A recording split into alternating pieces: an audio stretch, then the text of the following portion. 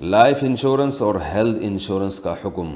مصطفیٰ شاہد کراچی سے پوچھتے ہیں، میں سیکیورٹی کمپنی میں مینیجر کے طور پر کام کرتا ہوں۔ میرا کام سیکیورٹی گارڈ کو مینیج کرنا ہے۔ ہمیں انہیں لائف انشورنس اور ہیلتھ انشورنس دینی ہوتی ہے۔ کمپنی والے کہتے ہیں کہ آپ بھی اپنا ڈیٹا دیں تاکہ آپ کی بھی یہ دونوں انشورنس کر سکیں۔ اس بارے میں رہنمائی فرمائیں۔ بھائی، اسلام میں لائف انشورنس اور ہیلتھ انشورنس دونوں ناجائز، دونوں حرام ہیں، اور یہ اصل میں غرر ہے۔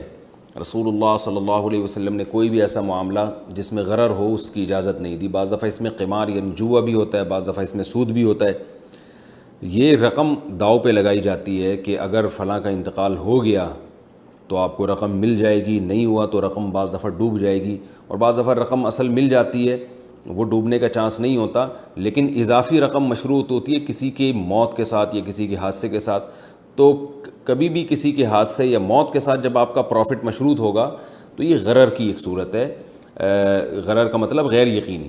تو کاروباری معاملات میں اور جو بھی بزنس ہو اس میں شریعت نے حکم دیا ہے کہ حوادث اور حادثات کے ساتھ آپ کا پروفٹ مشروط نہیں ہونا چاہیے، اس وجہ سے یہ ناجائز اور حرام ہے۔ اس کے جتنے بھی دلائل دیے جائیں کہ اس میں لوگوں کو فائدہ ہوتا ہے، تو رسول اللہ صلی اللہ علیہ وسلم کے دور میں جو قمار تھا اس میں تو غریبوں کو بہت زیادہ فائدہ ہوا کرتا تھا۔ عرب یہ کرتے تھے کہ جوا جو جیتتا تھا اور اس کے نام جب رقم نکلتی تھی تو وہ ساری رقم غریبوں میں بانٹ دیا کرتا تھا، اور جوا کھیلا اس لیے جاتا تھا اس دور میں کہ غریب کو خرچ کرنے کے لیے پیسے کسی کے پاس نہیں ہیں، تو وہ جوئے میں پیسے جیت کے غریبوں کو کھلا کے فخر کرتا تھا کہ دیکھو میں نے غریبوں کو کھلایا ہے۔ تو اس کے تو بڑے فائدے تھے، لیکن اسلام نے اس کو حرام قرار دیا کہ غریب کو اگر آپ نے کھلانا ہے تو آپ تمیز سے بزنس کریں جیسے ساری دنیا کرتی ہے بزنس، اور اس طرح کے حوادث کے ساتھ اپنے پروفٹ کو مشروط نہ کریں کہ یہ چیز نکل آئی یا یہ تیر نکل آیا میرے نام سے تو یہ پیسے میں جیت گیا۔ یا انشورنس میں بھی یہی ہوتا ہے کہ حادثہ ہو گیا تو آپ کو پیسے ملیں گے، حادثہ نہیں ہوا تو پیسے نہیں ملیں گے۔ آپ یہ کہہ سکتے ہیں کہ اس میں تو تعاون ہے، جس کے ساتھ حادثہ ہو رہا ہے اس کے ساتھ تعاون ہے، تو تعاون کے لیے اس طرح سے بزنس یہ جائز نہیں ہے۔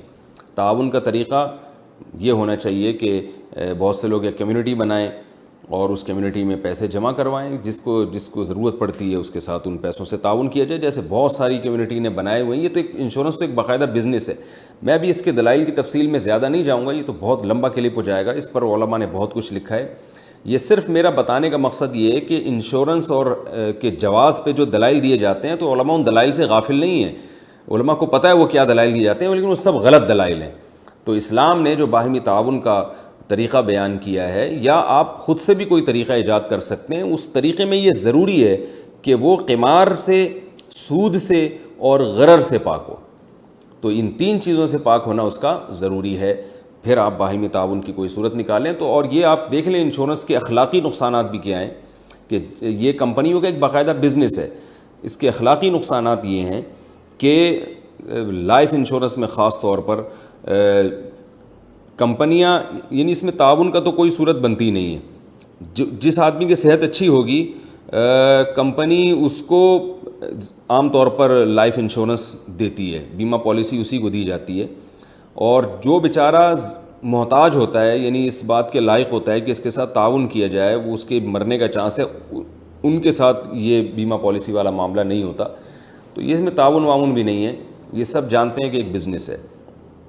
اور تو بزنس کے بارے میں شریعت کا اصول یہ ہے کہ وہ بزنس کے اصولوں پر ہونا چاہیے، مشارکت ہو، مضاربت ہو، یا جو بھی بزنس کے اور دیگر طریقے علماء بیان کرتے ہیں ان طریقوں میں سے کسی ایک طریقہ پر فٹ بیٹھ رہا ہو۔